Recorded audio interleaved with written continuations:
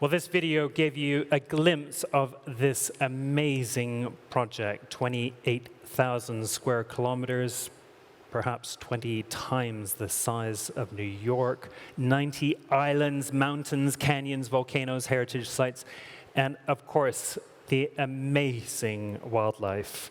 On this session, we're going to learn about the importance of regenerating a destination. And please welcome the CEO of the Red Sea Development Company, John Pagano.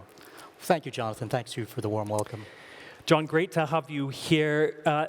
Being one of the largest projects in the world today, what does this mean to the kingdom, and what does it mean to the world?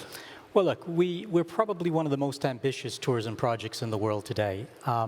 Tourism, as we all know, is a very important economic sector globally, though it's facing some unprecedented challenges.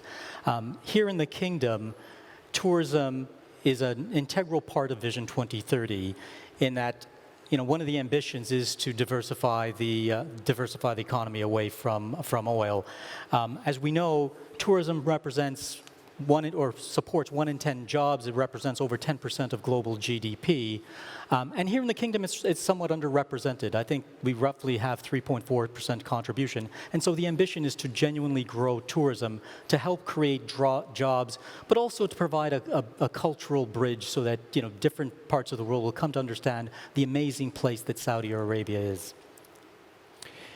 And how have you done with this COVID crisis that we've been going through at the moment? How have you managed to keep the development going and keep the staff working on this amazing project? Well, look, COVID has presented, I won't lie, it has presented some challenges for us. But, through the hard work of our team and the support from many, many stakeholders, we've managed to maintain momentum. And so we remain on track to delivering this project per our original plan, which is to open and welcome our first guests by the end of 2022.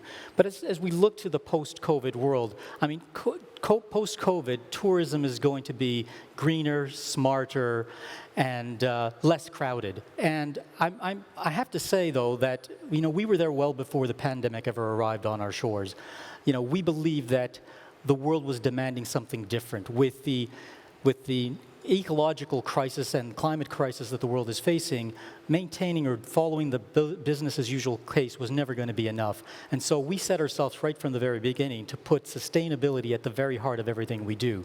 But as I said, we're experiencing a global crisis insofar as the climate and environment is concerned. And sustainability, in our view, whilst it's admirable, it's probably not enough. And we're pushing ourselves to do more. And that's why we're focusing on regeneration.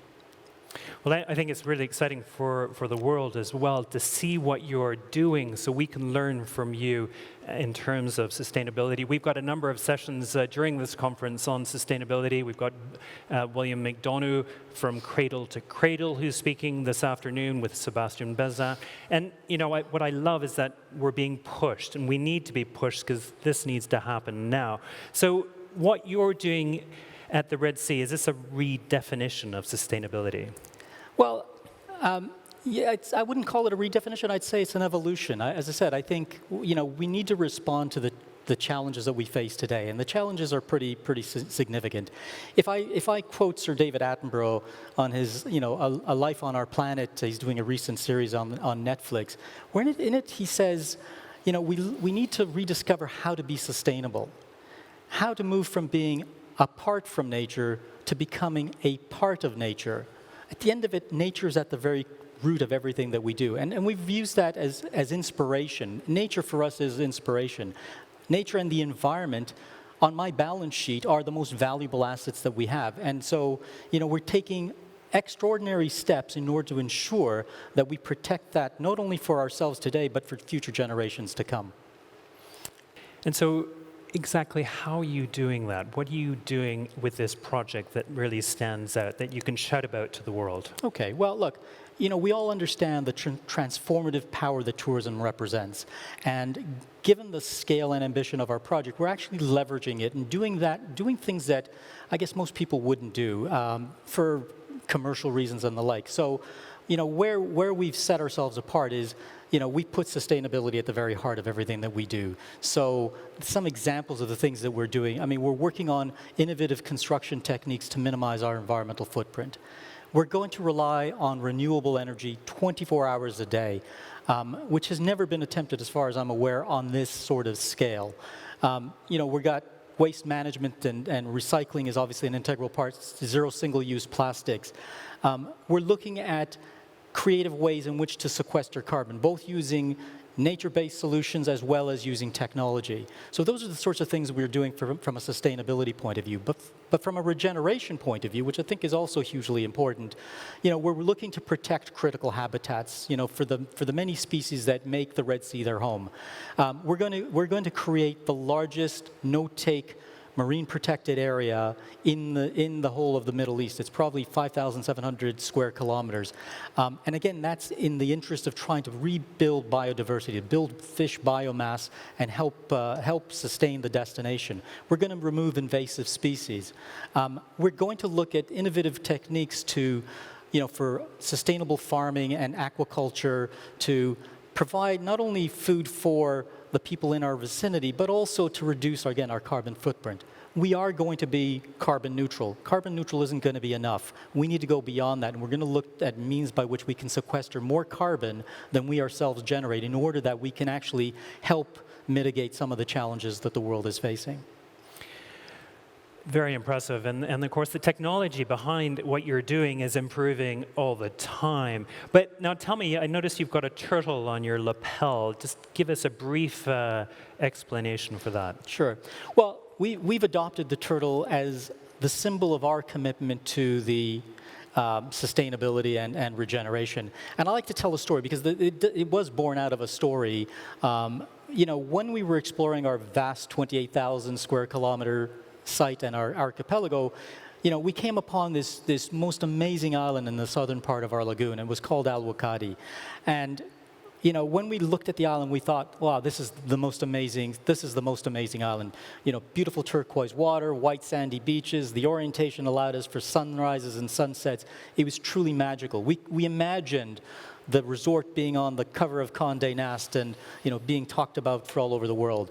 But as we were working with our scientists, which we've taken on our journey right from the very beginning, we came to realize that this particular island was a favored nesting site for the hawksbill sea turtle, which is critically endangered.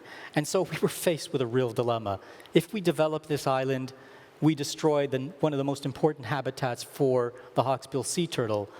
We would have a great success in terms of the resort, but on the process, we would probably accelerate the extinction of the species. And so it wasn't actually a very difficult decision in the end. I mean, and it was unanimous. We decided we can't possibly develop this island. We have other islands that we can develop, and we set this island aside so that future generations can enjoy the beauty and majesty of the hawksbill sea turtle. So that's what the turtle represents, and we all wear it very, very proudly. Inspirational, absolutely inspirational. Now tell me about the project itself.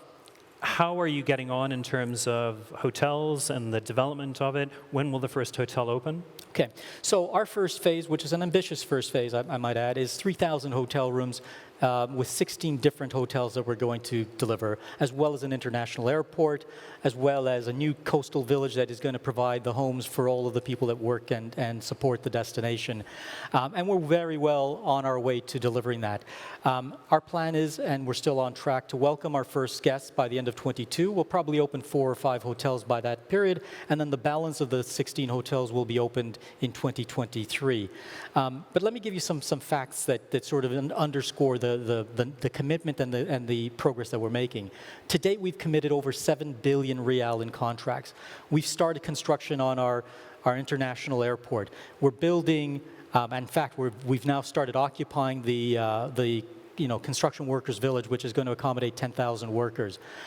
We have 4,000 construction operatives on site. We have over 1,000 pieces of equipment. So we're well on our way to delivering on our commitment to welcome our first guests by the end of 2022. So I hope to be your first guest. But if I was your first guest, what would I experience in this magnificent resort? Look, we think that guests will get to experience one of the last hidden treasures in the world today. We have mountains and canyons and wadis. We got sweeping desert dunes. We have an amazing archipelago of over 90 islands that are pristine and untouched. We have thriving coral reefs. It's an opportunity for our guests to reconnect with nature, to reconnect with oneself, all in an integrated tourism destination that has put sustainability and regeneration at the forefront of everything that we do. So I think that's what guests will be able to experience. Well, John, it's inspirational, and we wish you all the luck in everything you're doing, and also to showcase to the world, some of the leading technology, your ideas on how you're going about making this project so sustainable. And I think on behalf of all of us, thank you, John. And now I believe we have a quick video to show.